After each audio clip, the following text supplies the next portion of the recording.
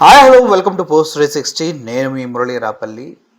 మొన్న నా అభిమాన నటుడు, హీరో కానీ హీరో, సినిమాల్లో హీరో అని చెప్పి రాజకీయాల్లో కూడా హీరో అవడానికి వచ్చి హీరో కాకుండా అట్లీస్ట్ ఒక ఆడపిల్లకి న్యాయం చేయడం చేత కానీ పెద్ద జీరోగా మిగిలిపోయిన వ్యక్తి ఈ నా ఎంటైర్ కెరియర్లో ఎవరన్నా అంటే సో కాల్డ్ పవన్ కళ్యాణ్ గారే.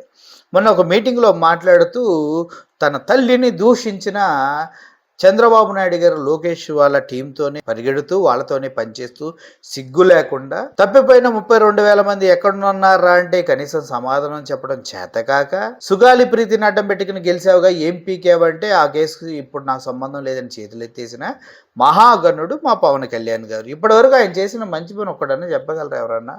మొన్న రోడ్డు వేస్తే ఆ రోడ్డు అంతా చేతులతో పీకేశారు.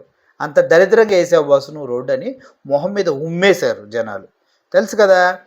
అట్టాటి పవన్ కళ్యాణ్ గారు మొన్న మాట్లాడుతూ యోగి ఆదిత్యనాథ్ లాంటి గవర్నెన్స్ చేస్తాం, మక్కెలకి మక్కెలు, కాళ్ళకు కాళ్ళు, కీళ్ళకు కీళ్ళు కొట్టేసి పైన పక్కన పడుకోబెడతాం అంటూ ఏదో వాగాడు బాసు.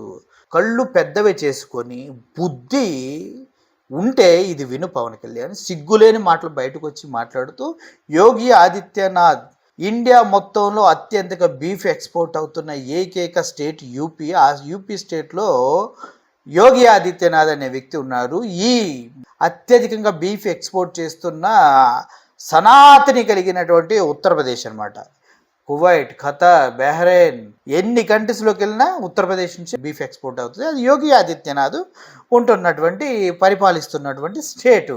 అటువంటి బీఫ్ ఎక్స్పోర్ట్ చేసే గొప్ప వ్యక్తుల గురించి ఈయన మాట్లాడుతూ నాకు చాలా ఆనందం కలిగింది. అయితే ఈరోజు మనం చూసినట్లయితే ఈ 75 సంవత్సరాల చరిత్రలోనే ఉత్తరప్రదేశ్ దరిద్రానికి దగ్గరగా చేరిందంటే కేవలం మన యోగి ఆదిత్యనాథ్ గవర్నెన్స్లోనే అనమాట.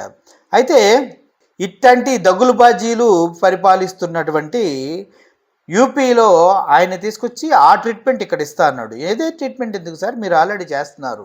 ఎందుకంటే ఎన్సీఆర్బి నివేదిక ప్రకారం మహిళలపై నేరాలు, హత్యలు, అపహరణలు, వరకట్న హత్యల్లో ఉత్తరప్రదేశ్ దేశవ్యాప్తంగా నెంబర్ 1 ప్లేస్లో ఉంది.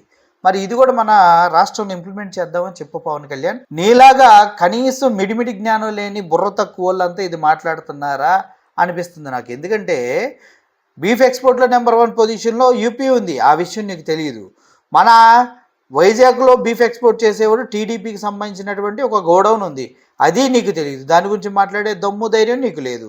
ఇప్పుడు ఎన్సీఆర్బి రిపోర్టు ప్రకారం క్లియర్గా చూసుకుంటే దేశంలోనే నెంబర్ 1 ప్రదేశంలో మహిళలపై నేరాలు, హత్యలు, ఆరోపణలు, వరకట్నాలు చేయటంలో నెంబర్ 1 పొజిషన్లో ఉంది. దొంగ ఓట్లతో గెలిచిన దొంగ స్వాములు, దొంగ నాయలుగలంతా ఇట్లాంటి రాజ్యాలే వెళ్తున్నారు. మన ఆంధ్రప్రదేశ్లో ఏమైనా తక్కువ? ఇన్ని చిన్నల పిల్లలపైన అఘాత్యాలు ఎన్ని జరుగుతున్నాయి. ఎంతమందిని టీడీపీ వాళ్ళు 14 సంవత్సరాల అమ్మాయిని 10 మంది కలిసి 6 నెలలు 2 సంవత్సరాలు వాడుకుంటే అమ్మాయికి కడుపు వస్తే దాని గురించి మాట్లాడే దమ్ము లేదు నీకు. నువ్వు యోగి ఆదిత్యనాథ్ రామరాజ్యాన్ని తీసుకొచ్చి ఇక్కడ పెడతావా? ఇదేనా రామరాజ్యం అంటే? బతుక్కి సిగ్గుండాలా? కనీసం మనిషిగా పుట్టినందుకు ప్రజలకి తోడుగా ఉండాలన్నది నాకెందుకు కదమ్మా ఆడపిల్లని ఎవరన్నా గట్టిగా కుట్టాలనిపిస్తుంది. ఎందుకంటే నువ్వు చిన్నప్పటి నుంచి నేను అందుకో దాన్ని తట్టుకోలేనా అని మెడ గోక్కోవటం కాదు. మెడ గోక్కోవటం అంటే ఆ టైంలో తీసుకున్న డెసిషన్ పైన నిలబడతాం. తల్లిని తిట్టిన వాళ్ళ పక్కన సంకం తేరటం, సిగ్గు లేకుండా ప్యాకేజీ స్టార్ అంటే పడుతూ ఉంటాం. పనికి మాలినంగా బీజేపీ గవర్నమెంట్ నెత్తినేసుకొని లెఫ్ట్ వింగ్ నుంచి రైట్ వింగ్ని ఇష్టం వచ్చినట్టు రైట్ నుంచి లెఫ్ట్కి దూకటం, గోడ మీద పిల్లిలాగా. యోగి ఆదిత్యనాథ్ బీఫ్ ఎక్స్పోర్ట్లో నెంబర్ 1లో ఉన్న స్టేటు, అమ్మాయిలపైన దారుణాల్లో నెంబర్ 1 స్టేట్లో ఉంటే అటువంటి రూల్స్ తీసుకొచ్చి ఆంధ్రప్రదేశ్లో పెడతా అంటూ నీ బుర్ర తక్కువతనానికి నిలువెత్తున్న నిదర్శనం పవన్ కళ్యాణ్.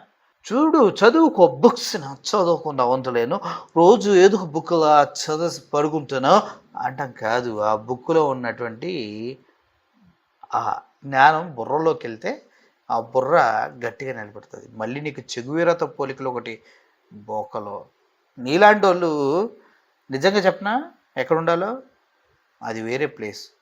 మొన్న ఎవరో ఒకరు బాడ్కోకి ఏదో మీనింగ్ చెప్పారు, ఆ మీనింగ్ నాకు గుర్తు రావట్లా, గుర్తొస్తే మీకు చెప్పేవాడిని. Thank you for watching this video.